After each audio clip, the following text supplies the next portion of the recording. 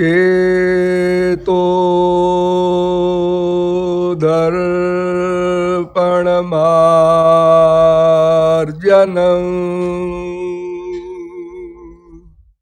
भवमहा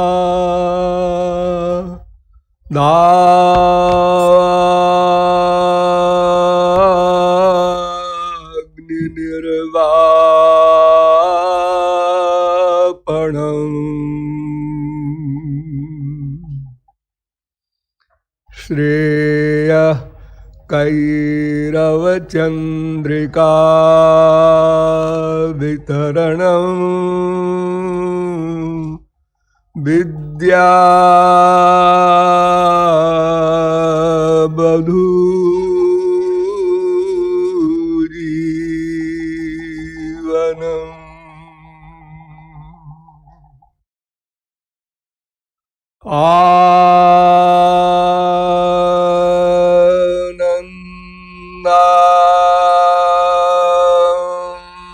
बुद्धिवर्धनम् प्रतिपदम् पूर्णामृतास्वादनम्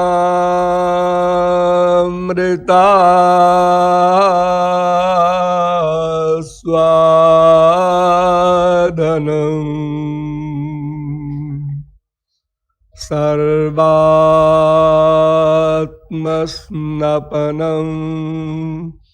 परं विजयते श्रीकृष्ण संकीर्तनम्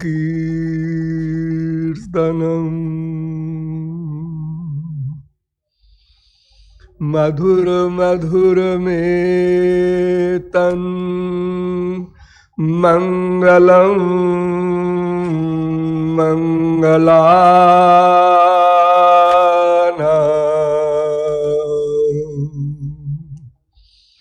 सकल निगम बल्ली सत्फलम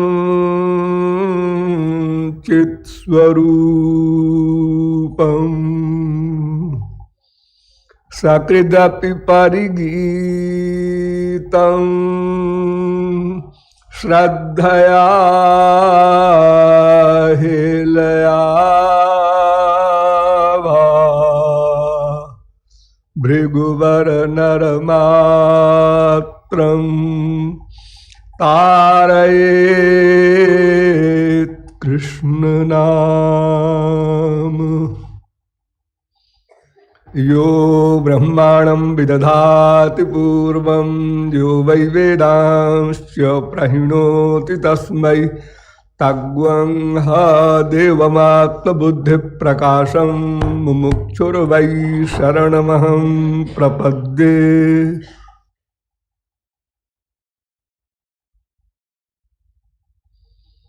अनंत सौंदर्य माधुर्य सौशील्य सौकुमार्य रससार सिंधु बलबंधु प्रेम रस पिपासु महानुभाव। नियमानुसार थोड़ी देर भगवान नाम संकीर्तन कर लीजिए, पश्चात विषय का उपसंहार होगा। भजो गिरिधर गोविंद गोपाला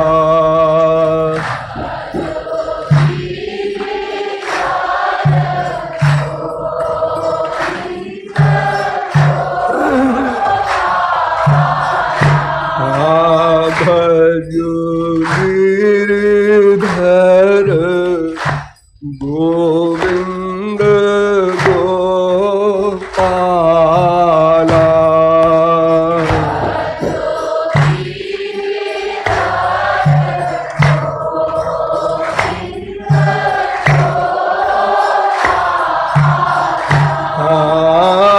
भजो गिरिधर गोविंद गोपाला भजो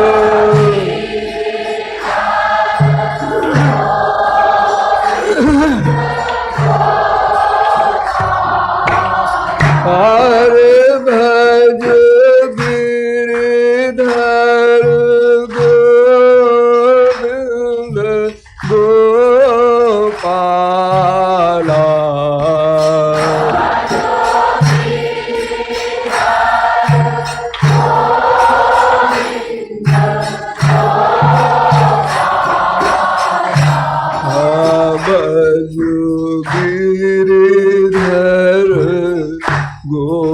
गोविंद गोपाला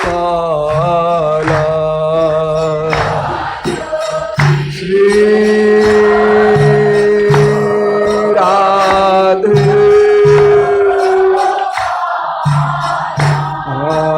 भजो गिरिधर गोविंद गोपाला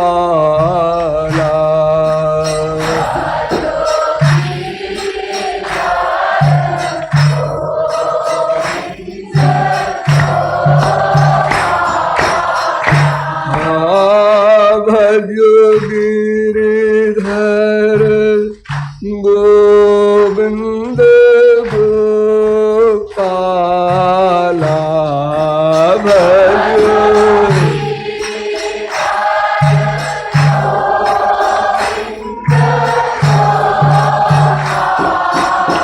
हरे भजो गिरिधर गोविंद गोपाला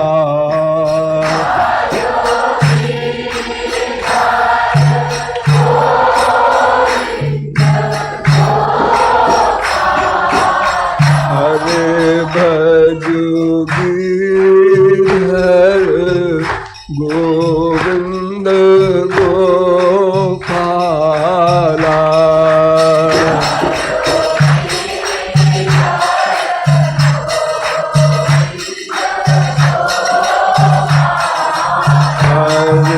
भजो गिरिधर गोविंद गोपाला राधे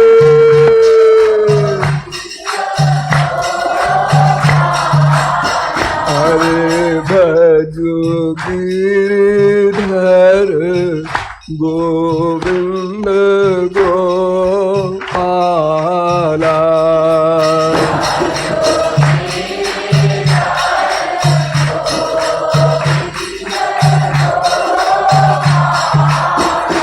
बोलिए वृंदावन बिहारी लाल की। अब आप लोग सावधान हो जाएं।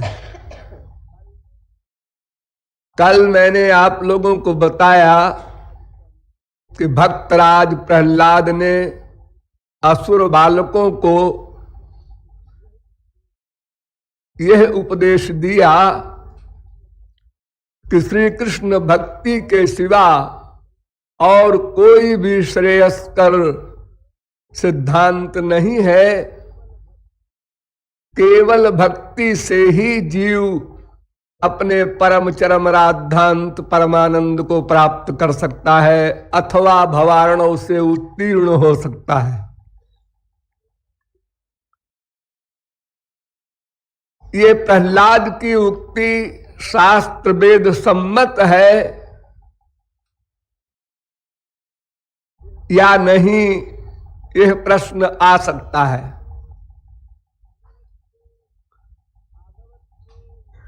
भागवत के वक्ता सुखदेव परमहंस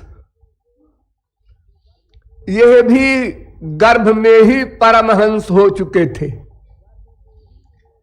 गर्भ में ही इन्होंने भगवान का दर्शन किया और माया से उत्तीर्ण हो गए। उन सुखदेव से परीक्षित सर्वप्रथम भागवत के प्रथम स्कंध में प्रश्न करते हैं, यत् श्रोतव्यमथो जप्यम यत् कर्तव्यम नृभिः प्रभो स्मर्तव्यम भजनीयम वा ब्रूहि यद्वा विपर्जयम। महाराज, तमाम शास्त्र वेद का श्रवण करना हमारे बस का नहीं है। हमारे पास कुल 7 दिन है। परीक्षित कह रहे हैं कि परीक्षित ने भी भगवत प्राप्ति गर्भ में ही की थी। ये तीनों पर्सनैलिटी प्रहलाद, सुखदेव, परीक्षित जब परीक्षित के वध के लिए ब्रह्मास्त्र चलाया गया था तो भगवान ने परीक्षित की रक्षा की थी और दर्शन दिया था।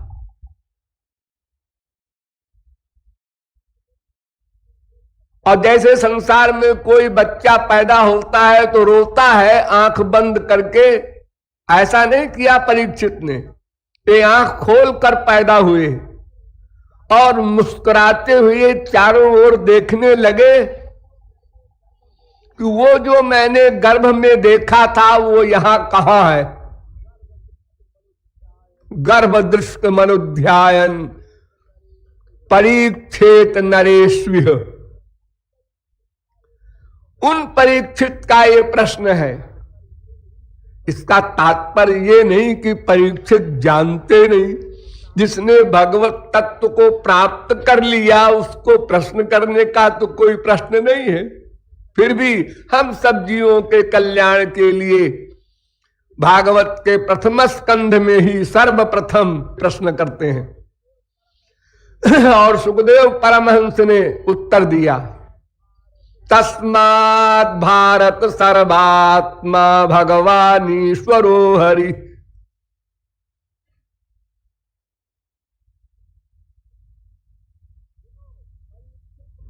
सुनो परीक्षित, 3 काम करना है। श्रोतव्य कीर्तितव्यश्च स्मर्तव्यश्चेच्छता भयम्।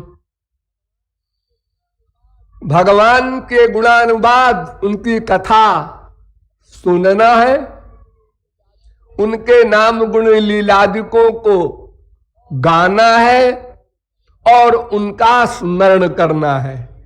ये 3 भक्ति उस नवधा भक्ति से निकाल लिया सुखदेव परमहंस ने। जो प्रहलाद ने नवधा भक्ति बताई थी उसमें से 3 को चुन लिया कि इन 3 से सब काम चल जाएगा। फिर कहा सुखदेव परमहंस ने, तस्मात् सर्वात्मना राजन हरि सर्वत्र सर्वदा श्रोतव्य कीर्तितव्यश्च स्मर्तव्यो भगवान नृणाम। वही आशय है जो पहले श्लोक का है कि भगवान की कथा महापुरुषों के द्वारा सुनो और उनके उस सुने हुए नाम गुण लीलादि का चिंतन करो और कीर्तन करो।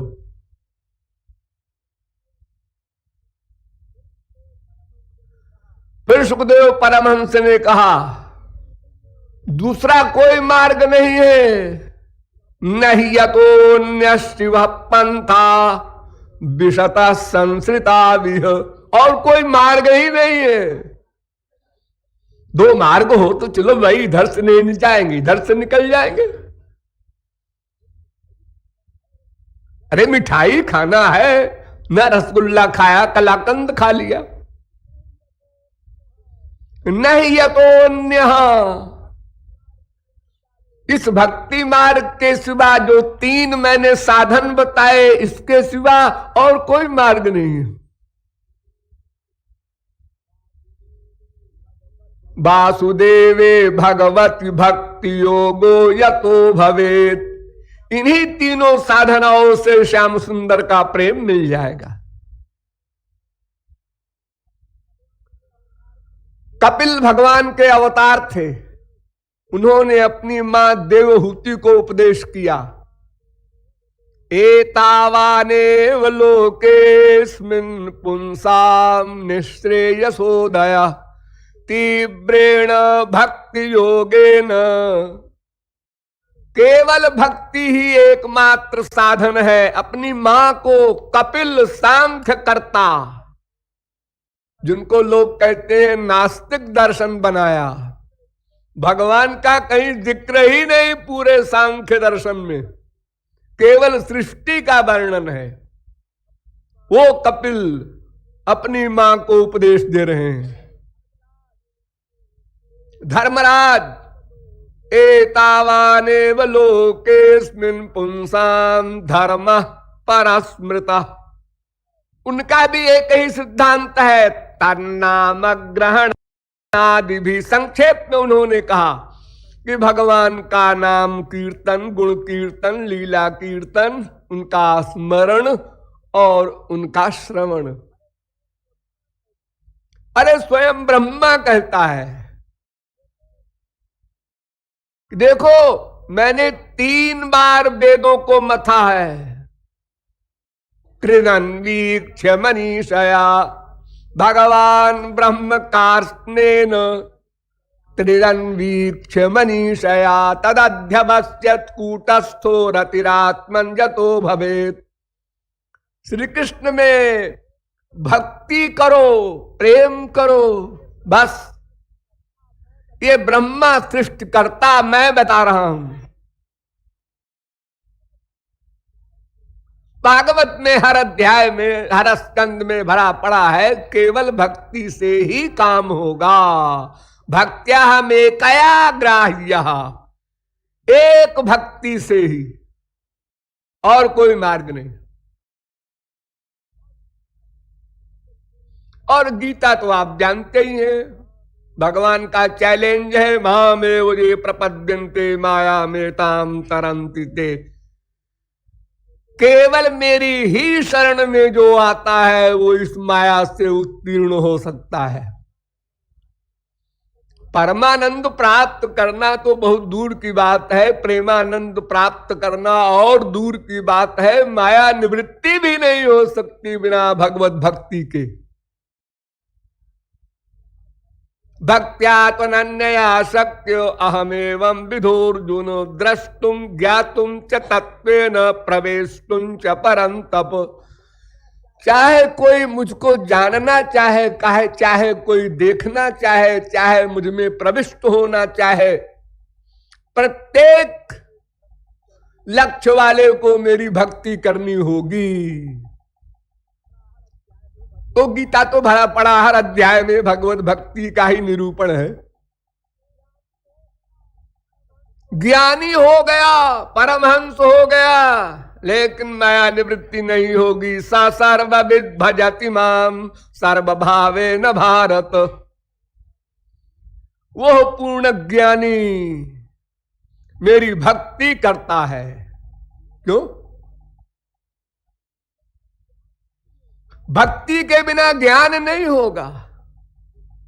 कौन सा ज्ञान? भगवान का ज्ञान। वो भगवान को मानता ही नहीं ज्ञानी। अरे ब्रह्म को मानता है, उसी भगवान का एक रूप है ब्रह्म। निर्गुण निर्विशेष निराकार सत्ता का नाम ब्रह्म, सगुण सविशेष साकार सत्ता का नाम भगवान। वदन्ति तत्त्वविदस् तत्त्वं यज्ञानम् अद्वयम्। वो तो अद्वय ज्ञान है। ब्रह्मेति परमात्मेति भगवानिति शब्दते।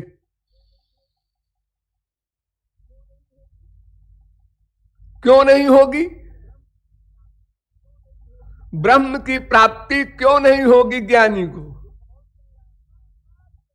ये कौन कह रहा है? सब कह रहे हैं। सबसे नीचे आइए शंकराचार्य कह रहे हैं, तद अनुग्रह हेतु के नैव विज्ञाने न मोक्ष सिद्धिर भवितुमर्हति।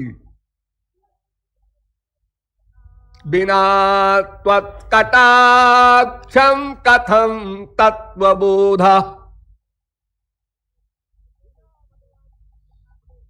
बिना भगवान की कृपा के तत्वबोध नहीं हो सकता, शंकराचार्य कह रहे हैं। और फिर शास्त्र वेदों में तो भरा पड़ा ही है। उसका रीजन क्या है? देखो 3 आवरण होते हैं ज्ञानियों के सिद्धांत में। असत्पा पादक आवरण, अभाना पादक आवरण, अनानंदा पादक आवरण। तो असत्पा पादक आवरण तो शास्त्र वेद के ज्ञान से समाप्त हो जाता है। आप लोगों का भी लगभग समाप्त है। यानी शास्त्र वेद में क्या लिखा है यह जान ले, समझ ले, उसका असत्वापादक आवरण समाप्त हो गया। अब इसके आगे अभानापादक आवरण है, ये अविद्याजन्य है।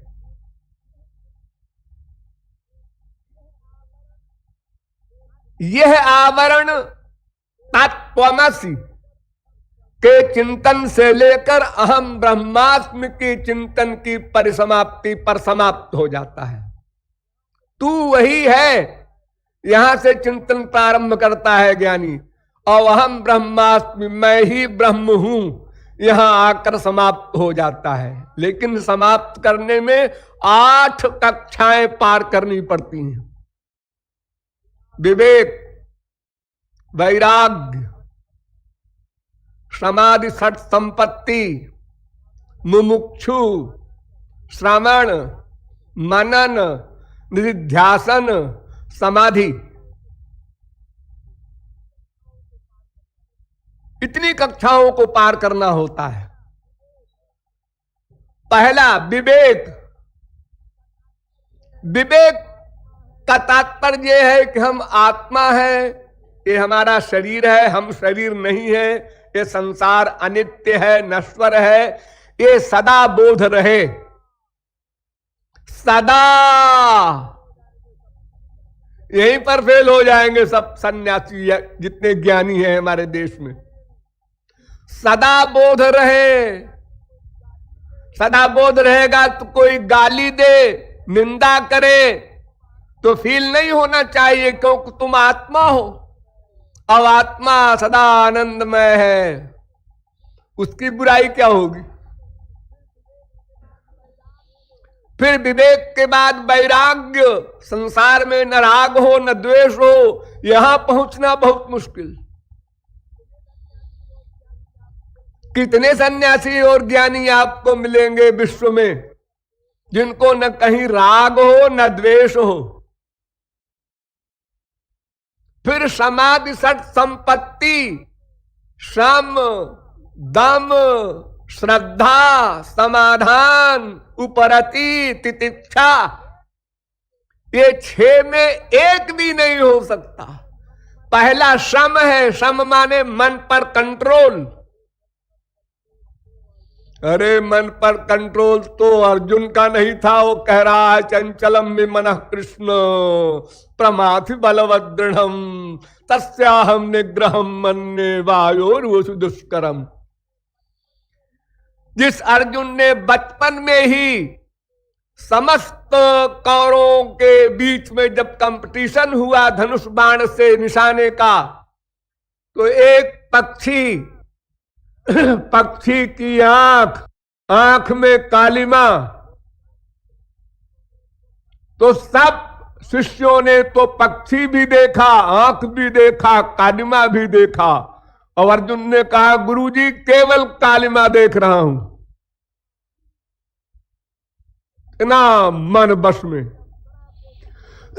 उर्वशी अप्सरा को जीतने वाला स्वर्ग में अर्जुन धनुर्धर गांडीवधारी, वो कह रहा है भगवान से चंचलम में मनः कृष्ण।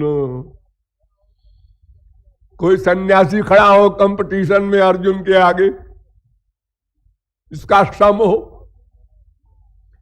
ये अमुमुक्षु, घोर प्यास हो भगवान के पाने की, ब्रह्म ज्ञान की, तो ये 4 साधन है अधिकारी बनने के लिए। तब इसके बाद श्रवण करो, अथा तो ब्रह्म जिज्ञासा, तत्त्वमसि, अयमात्मा ब्रह्म, प्रज्ञानम ब्रह्म, इन वेद मंत्रों को सुनो। उसके पहले नहीं सुनना, मर जाओगे। फिर मनन करो, फिर निधिध्यासन करो, फिर समाधि प्राप्त करो, और जब सिद्ध हो जाओ तो ज्ञान हो गया, अज्ञान चला गया। किसका ज्ञान हुआ? मैं का ज्ञान जो अनुभव रूप में हुआ, ये तो आत्मज्ञान है, अभी ब्रह्म ज्ञान कहां हुआ तुमको। दो प्रकार की माया होती है, एक अविद्या एक विद्या। तो अविद्या माया तो चली गई समाधि के बाद, लेकिन विद्या माया शेष है। विद्या माया साधना के द्वारा नहीं जा सकती, अनंत कोटि कल्प तक सर पटक कर मर जाए वो ज्ञानी। एक स्वरूपावरिका माया होती है, एक गुणावरिका माया होती है। तो स्वरूपावरिका माया तो चली गई, गुणावरिका माया भगवान की पर्सनल पावर है। दैवी हेषा गुणमयी मम माया दुरत्यया, ये ऐसे नहीं जाएगी, ये भगवत कृपा से ही जाएगी। इसलिए ज्ञानी को भी भक्ति करने का आदेश मिलता है। ज्ञान विज्ञान संपन्नो भजमाम भक्ति भावता। उद्धव परमहंस से श्री कृष्ण कह रहे हैं ज्ञान विज्ञान संपन्न हो गए, हाँ महाराज अब भक्ति करो, तब मैं कृपा करूंगा, तब ब्रह्म ज्ञान दूंगा। मेरी कृपा से मेरा ज्ञान हो सकता है, क्योंकि तुम्हारे पास जो मैटर है, ध्यान दो, इंद्रिय मन बुद्धि वो मटेरियल है, प्राकृत है, माइक है। माइक इंद्रिय बुद्धि से मेरा ग्रहण नहीं हो सकता। क्यों जी, भक्त जब भक्ति करता है भगवान की, तो उसका भी तो इंद्रिय मन बुद्धि प्राकृत है, उसको कैसे भगवत ज्ञान हो जाता है। ददामि बुद्धि योगम तम ये न मामुपजान्ति ते। भक्त के लिए भगवान कह रहे हैं मैं अपने शरणागत भक्त को वो ज्ञान देता हूं। तो भगवान जब अपनी स्वरूप शक्ति प्रदान करते हैं अंतःकरण में, इंद्रियों में, मन में, तो वो इंद्रिय मन बुद्धि दिव्य हो जाते हैं, तब भगवान का ग्रहण करता है। वो पहले प्राकृत इंद्रिय मन बुद्धि रहता है, और जब साधन करके अंतःकरण शुद्ध कर लेता है साधक, तब भगवान की स्वरूप शक्ति मिलती है। यह स्वरूप शक्ति भक्ति से ही मिलती है, ज्ञानी को नहीं मिल सकती।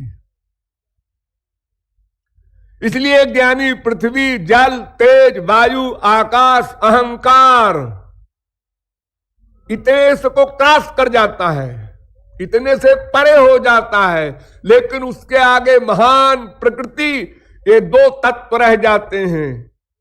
वो प्रकृति तत्व ही गुणावरिका माया है, वो केवल भक्ति के द्वारा ही जाएगी। विद्या माया कहो, चाहे गुणावरिका माया कहो, चाहे अनानंदावरण कहो, इन सब की निवृत्ति भगवत भक्ति से ही होगी। अन्यथा आत्मज्ञान हो जाएगा, ये ठीक है, लेकिन माया निवृत्ति नहीं होगी, बार बार पतन हुआ करेगा। जीवन मुक्ता पुनर्बंधनम जानति कर्म भी, वेद व्यास कह रहे हैं। ये निरबिंदाक्ष विमुक्त मानिनस् त्वय्यस्त भावाद अविशुद्ध बुद्धया।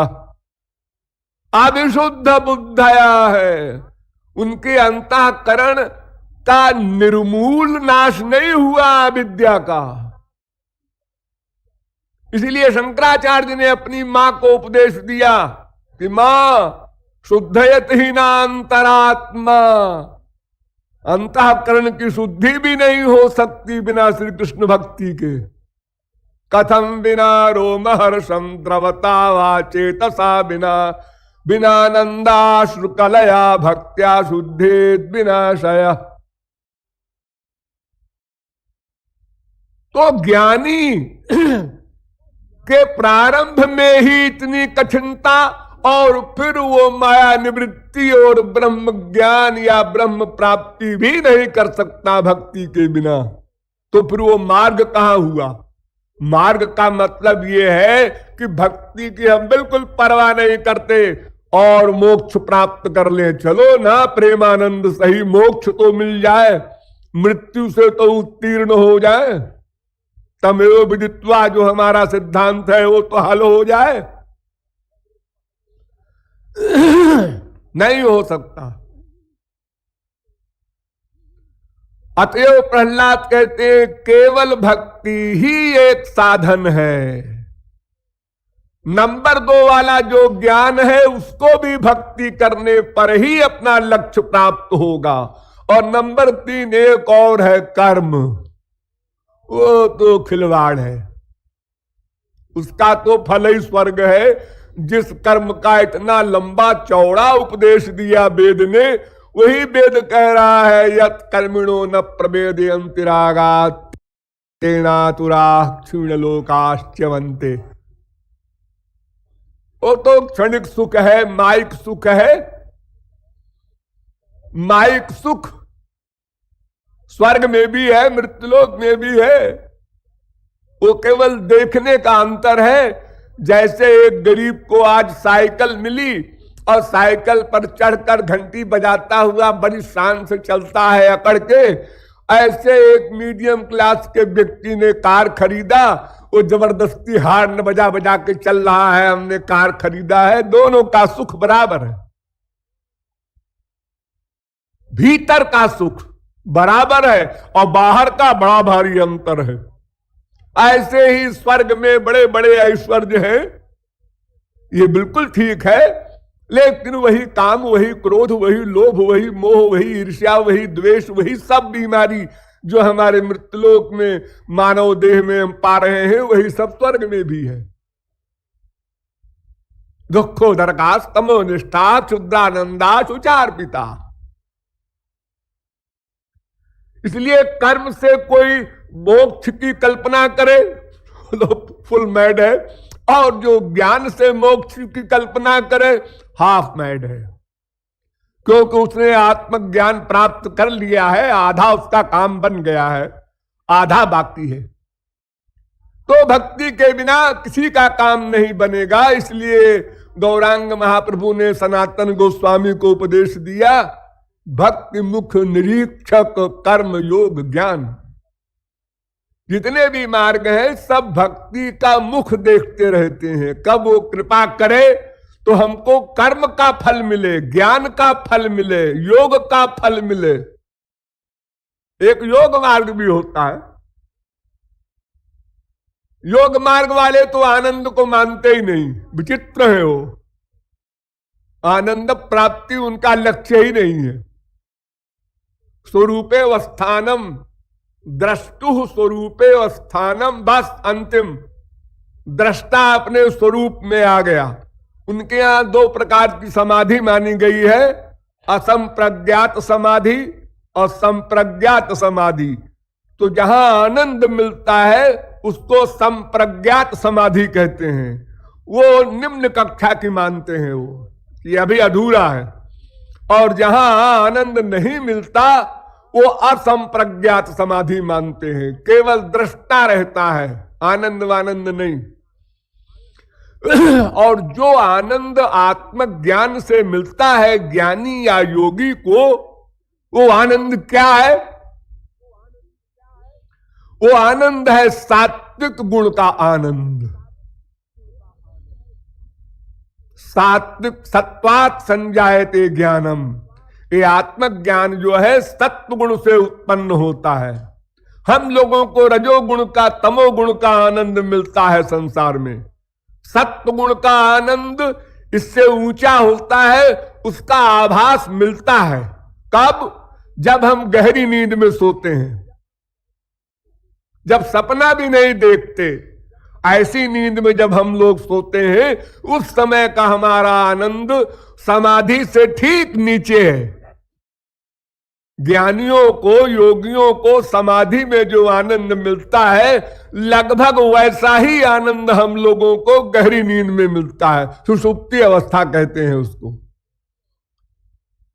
लेकिन वहां भी सब वही बीमारी रहती है, जैसे उनकी समाधि में भी सब बीमारी रहती है। समाधि से उठे फिर संसार।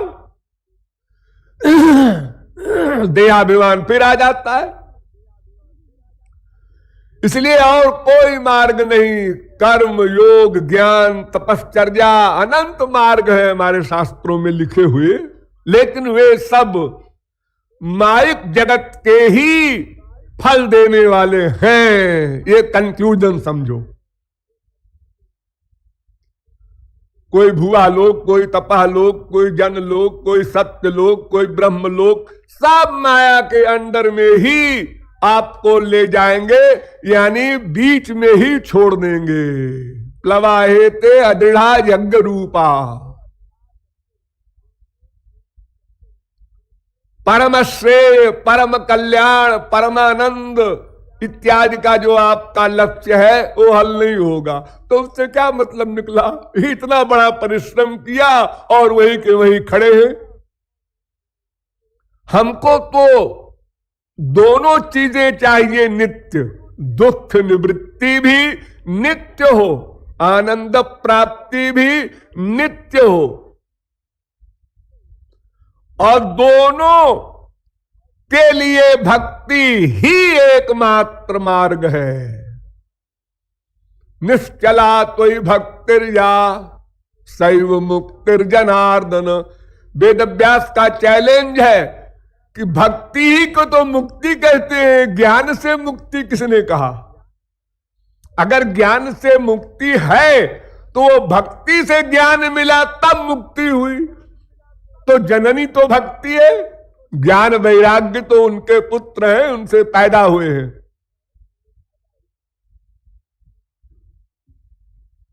अतएव फिर चैलेंज करते हैं वेद व्यास, वासुदेव मनाराध्य को मोक्षम समवाप्स्यति। कोई एक एग्जाम्पल बता दो जो श्री कृष्ण भक्ति के बिना मुक्त हो गया हो। प्रेमानंद पाने की बात बहुत दूर है, हम उसकी बात नहीं करते। हमारे यहां 5 प्रकार की मुक्ति बताया है प्रहलाद ने। सार्ष्टि, सामीप्य, सालोक्य, सायुज्य, सारूप्य। भगवान के बराबर का ऐश्वर्य मिल जाए, ये सार्ष्टि मुक्ति। भगवान का लोक मिले, सालोक्य मुक्ति। भगवान का रूप भी मिल जाए हमको, सारूप्य मुक्ति। भगवान के समीप रहे सदा, सामीप्य मुक्ति। और भगवान में हमारा एकत्व हो जाए, विलय हो जाए, सायुज्य मुक्ति। इसमें सबसे निंदनीय है सायुज्य मुक्ति। उसी को एकत्व कहते हैं, कैवल्य कहते हैं। यही मुक्ति ज्ञानियों को मिलती है। शेष 4 मुक्ति भोले भाले अल्पज्ञ भक्तों को मिलती है, अर्थात जिनका गुरु उच्च कोटि का रसिक नहीं है, वे लोग इन 4 मुक्तियों के लोभ में पड़ जाते हैं। और जो उच्च कोटि के रसिक के फॉलोअर्स हैं, वे लोग कुर्वन्ति कृतनः केचित् चतुर्वर्गम तृणोपमम्। वो इस मुक्ति को और भयानक बताते हैं। तारो मध्य मोक्ष वांछा कैतव प्रधान। गौरांग महाप्रभु ने कहा है तो सबसे खतरे वाली चीज है मुक्ति, सायुज्य मुक्ति। क्योंकि इसमें तो प्रेमानंद मिलेगा नहीं। शेष 4 मुक्तियों में तो प्रेमानंद मिलेगा, लेकिन फिर भी वो वंदनीय नहीं। भगवान की भक्ति 3 प्रकार की होती है। एक स्वरूप सिद्धा, एक आरोप सिद्धा, एक संग सिद्धा।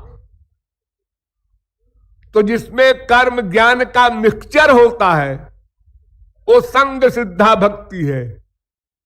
और जिसमें कर्म का समर्पण होता है, यत् करोषि यदश्नासि कायेन वाचा मनसेन्द्रियैर्वा इत्यादि की भांति, ये आरोप सिद्धा भक्ति है।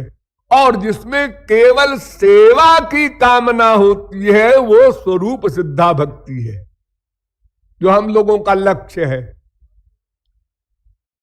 श्री कृष्ण सुखैक तात्पर्यमयी भक्ति केवल उनके सुख के लिए, उनकी सेवा की कामना से जो भक्ति की जाती है वही भक्ति वंदनीय है, सर्वश्रेष्ठ है। देखिए, भगवान में दो प्रकार का अनुराग होता है। एक तो सहज, ये तो किसी किसी जीव में जो तमाम जन्मों से साधना कर चुके हैं उनको सहज अनुराग होता है, अर्थात कोई महापुरुष मिला उसको देखते ही वो आग भीतर वाली भभक जाती है। जैसे एक सुई रखी है क्लीन लोहे की, चुंबक आया सुई चिपक गई। ऐसे तो भाग्यशाली जीव इन्हें गिने होते हैं। शुचि नाम से मतांगे योग भ्रष्टो भी जाए थे, उसी में प्रहलाद थे। शेष जीवों के लिए श्री कृष्ण भक्ति के पाने के लिए तीन बातों का ध्यान देना होगा। एक महात्म्य ज्ञान,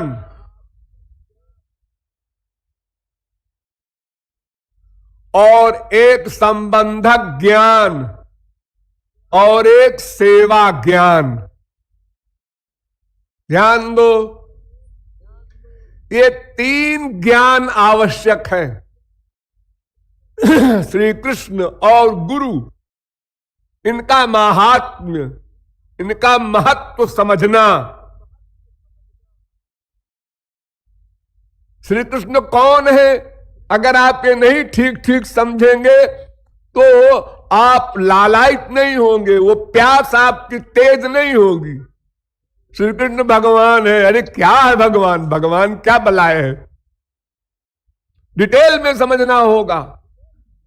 क्या गुण है श्री कृष्ण में, कहां कहां कब कब क्या क्या किया उन्होंने, ये सब विस्तार पूर्वक समझना होगा। ये श्री कृष्ण महात्म्य ज्ञान और श्री कृष्ण से हमारा संबंधक ज्ञान। हम उनके दास हैं, जीवेर स्वरूप है कृष्णेर नित्य दास, दास भूत मिदम तस्य, सब जगत जितना है सब उनका दास है। ये मस्तिष्क में पूर्णतया बैठाना होगा सदा के लिए। सदा, इस शब्द पर ध्यान दो, सदा ये ज्ञान बना रहे। प्रवचन सुन रहे बना है, बाहर गए बिगड़ गया, ऐसा नहीं। जैसे हम अपने आप को सदा सर्वदा रियलाइज करते हैं मैं हूं, ऐसे ही ज्ञान भी सदा आपके पास रहना चाहिए। ये बार बार रिवीजन से सदा रहेगा। तो संबंधक ज्ञान नंबर 2 और सेवा ज्ञान। सेवा का तात्पर्य क्या है, स्वामी की सेवा करना। जैसे, अरे जैसे क्या, पैर दबाना, खाना खिलाना, कपड़ा पहनाना, नहीं, इसको सेवा नहीं कहते। मान लो गुरु जी को फोड़ा हुआ है, तुम कहते हो हम पैर दबाएंगे जी, ये कैसे हो सकता है, हमारा अधिकार है। अपना अधिकार कैसे हम छोड़ देंगे। और आप नहीं बोल सकते गुरु जी, क्योंकि हमको सेवा का अधिकार है। गुरु जी के पेट में दर्द हो रहा है, गुरु जी हलवा खा लीजिए। अब देखिए हम इतनी श्रद्धा से लाए हैं,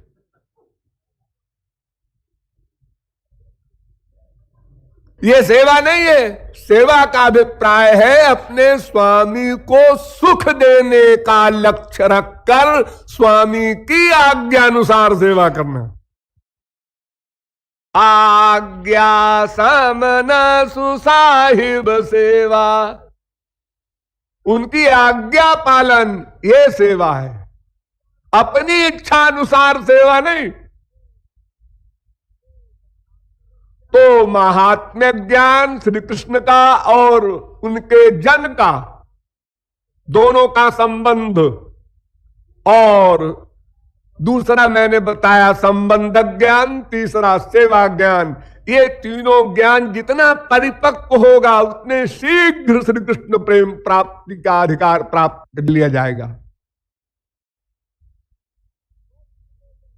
बहुत से लोग ये समझते हैं हमें और समझना वझना नहीं है। अरे तो ये तो सिद्धावस्था की बात कर रहे हो कुछ समझना नहीं है, ये तो सिद्ध कह सकता है। बस हमें तो राधे राधे करना है, बशर्ते कि तुम्हारा मन न कुछ संशय करे, न तर्क करे, न संसार में जाए।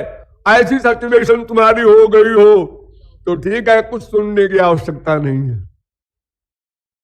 लेकिन सिद्धों की नकल साधना अवस्था में अगर किया तो रहा सहा भी समाप्त हो जाएगा। इसलिए इन सब बातों का ध्यान रख करके हमें श्री कृष्ण भक्ति करनी है। और भक्ति है क्या? वही जो लक्ष्य बताया मैंने, उनकी सेवा को लक्ष्य में रखकर उनके मिलन की परम व्याकुलता बढ़ाना।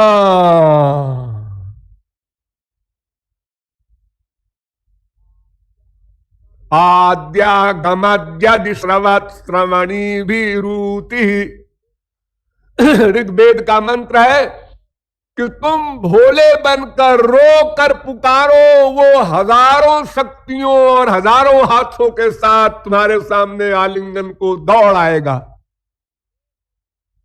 रो कर पुकारो, सासंग भक्ति करो, अनासंग भक्ति न करो, जिसमें रूप ध्यान में मन को लगा करके उनके दर्शन की परम व्याकुलता उत्पन्न होती है, वो सासंग भक्ति कहलाती है। और जो केवल मुख से वाणी से कीर्तन आदि होता है वो अनासंग भक्ति है। तो हमको सासंग भक्ति करना है।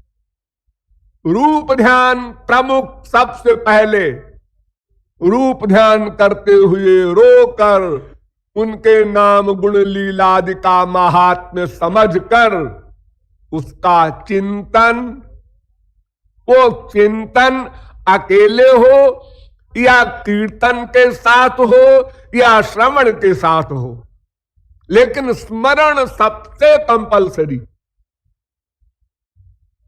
क्यों? इसलिए कि चिंतन ही मन का वर्क है, श्रवण कान का वर्क है, कीर्तन वाणी का वर्क है,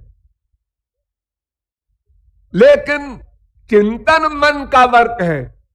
तो जो श्रवण हो, जो कीर्तन हो, उसका चिंतन हो, तज्जपस तदर्थ भावनम।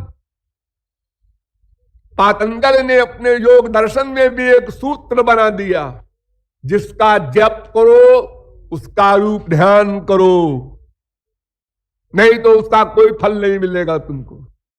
बहुजन्म करे यदि श्रवण कीर्तन, तभु ना पाए कृष्ण पदे प्रेम धन।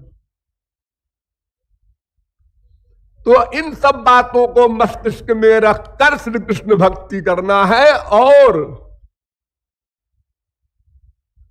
दो बीमारियों से बचना है, कपूयाचरण, आध्यात्मिक तुष्टि। कपूयाचरण क्या है? जिह्म भाव, अमृत भाव, माया भाव। जिह्म भाव माने जहां पर हमारी बुद्धि में यह भावना आवे, मैं जो कुछ सोच रहा हूं कोई नहीं जानता, ये प्राइवेसी हमारी जो है। जब तक प्राइवेसी है तब तक आपकी भक्ति में जिह्म भाव का कपूयाचरण व्याप्त है, और ये निष्कपट भक्ति नहीं है। और भगवान की शर्त है, मन क्रम वचन छाणी चतुराई, भजत ही कृपा करत रघुराई।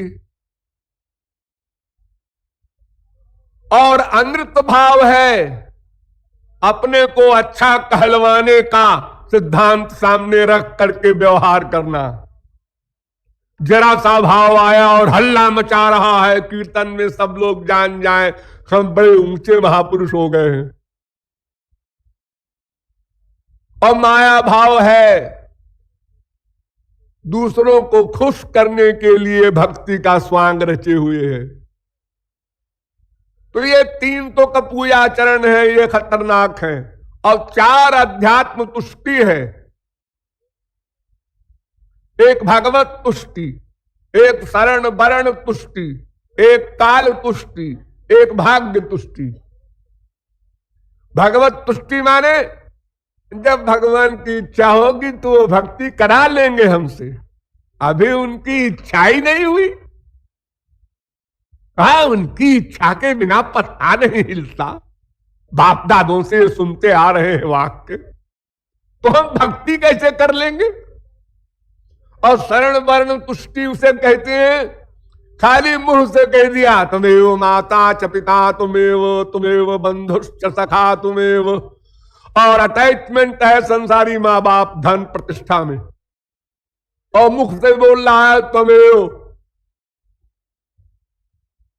और काल तुष्टि भी इसी प्रकार की होती है कि जब समय आएगा तो सब करा लेगा, सब समय हो तो बलवान। मातुलो यश्च कृष्णश्च पिता यश्च धनंजयः अभिमन्योर्गतः प्राणः कालस्य कुटिला गति। अरे काल बड़ा बलवान होता है। देखो, जिसके मामा श्री कृष्ण, बाप अर्जुन महापुरुष, बाप भगवान, मामा भगवान, सब बड़ी बड़ी पावर, उस अभिमन्यु को मार दिया कौरवों ने, सब देखते रह गए। काल है, जब समय आएगा तो करा लेगा अपने आप। और कुछ लोग कहते हैं नहीं जी, ऐसा है कि जब ये जो लीलार में लिखा है ना यहाँ ब्रह्मा ने, बस उतना ही होता है। भाग्य का लिखा कौन मिटा सकता है? हरिनापि हरेणापि ब्रह्मणापि सुरैरपि कोई हो ललाट लिखिता रेखा परिमार्ष्टुं न शक्यते। यानी काल ही कर्म ही ईश्वर ही मिथ्या दोष लगाए। वो इन सब चीजों में, इन सब चीजों को सामने ला करके और स्वयं को अलग कर लेने की कामना किए हुए है। इसलिए वो भगवान की ओर, भगवान की भक्ति की ओर कभी नहीं चल सकता। तो ये कपूयाचरण और आध्यात्मिक तुष्टि के दोषों से भी हमको बचना है। इस प्रकार अगर हम श्री कृष्ण भक्ति करें तब प्रहलाद की वो उक्ति चरितार्थ होगी, प्रियते मलया भक्त्या हरिरन्यद विडंबनम। नारद जी ने तो बार बार जोर देकर कहा, त्रिसत्यस्य भक्तिरेव गरीयसी, भक्तिरेव गरीयसी। चैलेंज करके 3 बार भक्ति ही एकमात्र साधन है। प्रेमैव कार्यम, प्रेमैव कार्यम। दूसरा नारद भक्त सूत्र, केवल प्रेम ही करना है, प्रेम ही करना है। अन्यस्मात् सौलभ्यम भक्तौ। बार बार अपने नारद भक्त सूत्र में केवल भक्ति को ही अब साध्य माना है। वो फल रूपत्वा तो कहते हैं भक्ति साधन, भक्ति साध्य दोनों है।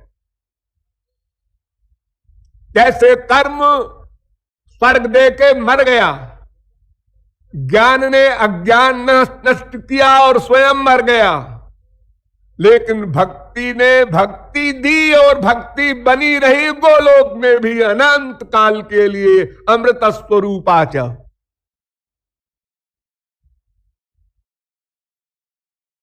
इस प्रकार असुर बालकों को जब उपदेश दिया और पकड़े गए तो हिरण्यकशिपु ने कहा क्या करें, कैसे इसको मरवावें, क्या इलाज करें इसका। बहुत डांटते हुए सिंहासन पर बैठकर प्रहलाद जी से कहा, क्वासौ, बता तेरा भगवान कहां है। तो प्रहलाद हंसते हुए कहते हैं, सर्वत्र, सब जगह है पिताजी। वो तो क्रोध में कह रहा है, क्वासौ सर्वत्र, तो कथम स्तंभे न दृश्यते, इस खंभे में क्यों नहीं दिखाई पड़ रहा है। अरे हमको तो दिखाई पड़ रहा है पिताजी, आपको नहीं दिखाई पड़ रहा है तो कुछ गड़बड़ होगी आंख में, मैं क्या बताऊं।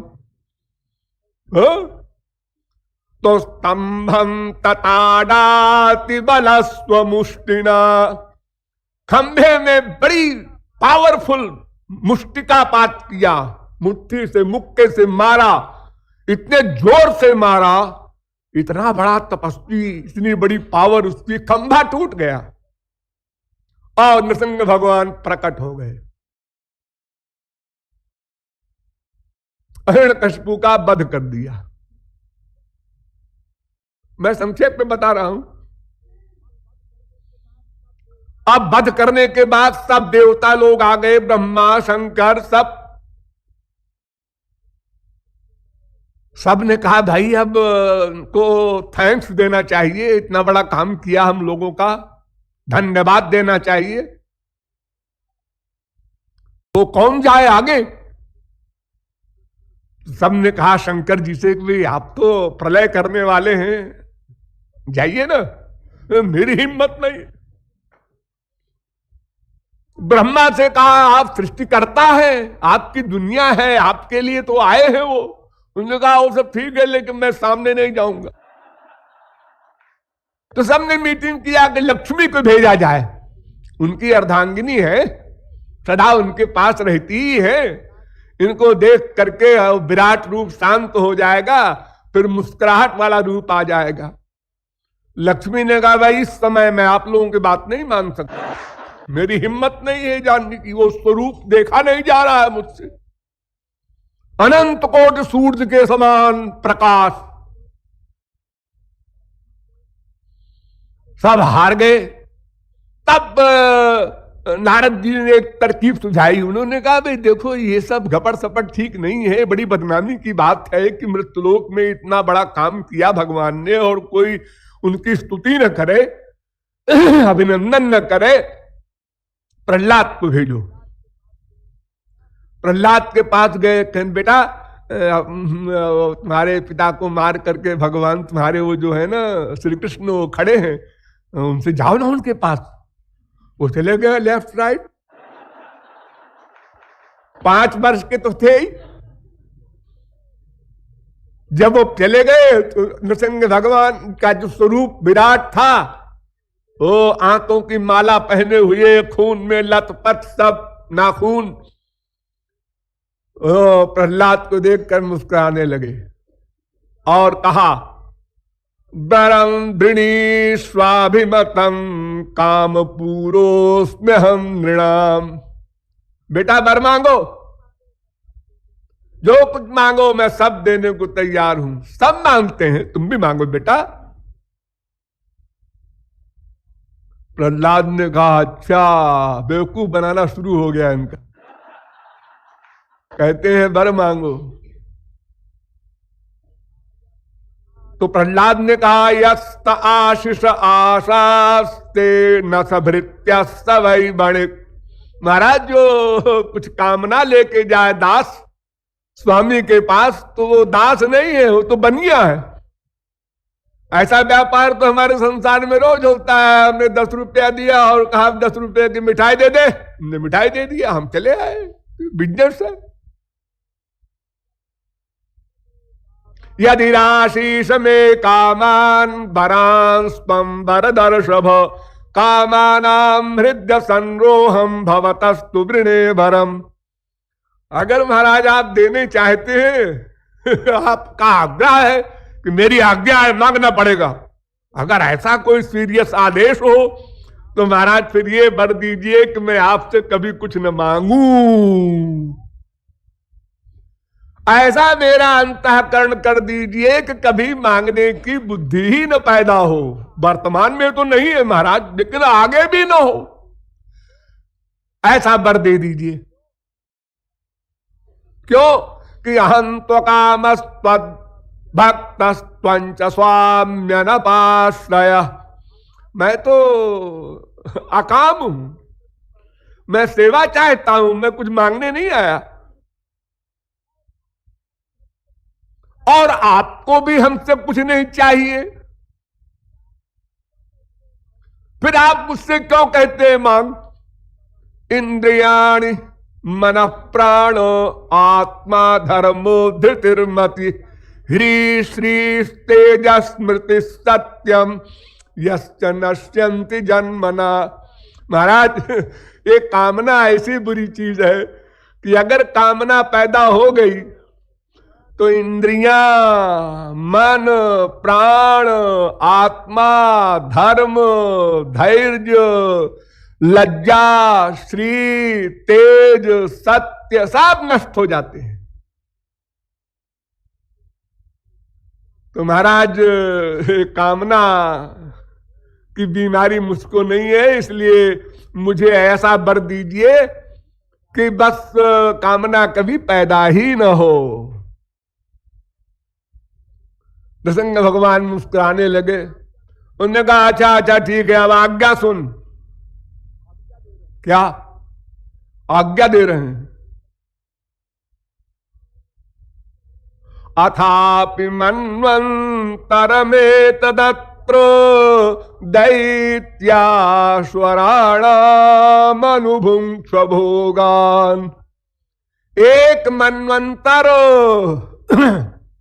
राज्य कर, 43,20,000 वर्ष का 4 युग, 71 बार 4 युग बीत जाए तो एक मनवंतर, यानी हम लोगों के हिसाब से लगभग 30 करोड़ वर्ष तक राज्य करो आज्ञा। अरे आज्ञा भी तो इतनी लंबी करोड़ों वर्ष राज्य करो। हाँ करो, और देखो अपने बाप का श्राद्ध भी करो। कुरुत्वम प्रेत कर्माणि पितुः पूतस्य सर्वशः। अरे महाराज मेरे पिता तो आपके लोग पहुंच भी गए। हाँ ठीक है पहुंच गए हो, तो मेरा स्पर्श हुआ है, मैंने मारा है, मेरे लोग तो गए हैं वो, लेकिन फिर भी श्राद्ध करो संसार के आदर्श स्थापन के लिए। अब सब आ गए ब्रह्मा वगैरह पास में, क्योंकि अब नॉर्मल हो गए थे ना। तो ब्रह्मा से कहा है इधर आओ। महाराज क्या आज्ञा? मैवं परोसुराणान्ते प्रदेज पद्म संभव। भविष्य में ऐसा वर्ण दिया करो राक्षसों को, समझे? सॉरी महाराज सॉरी। तुम लोग वर दे देते हो, अब परेशानी मुझको उठानी पड़ती है। इतना लंबा चौड़ा वर दे दिया उसको, भला बताओ मेरे अगर इतने सर्वज्ञता आदि के कीटाणु न होते मस्तिष्क में तो हम कैसे मारते इसको? हाँ ऐसा कहकर भगवान वहीं अंतर्धान हो गए। और सब लोगों ने कहा बोलिए वृंदावन बिहारी लाल की।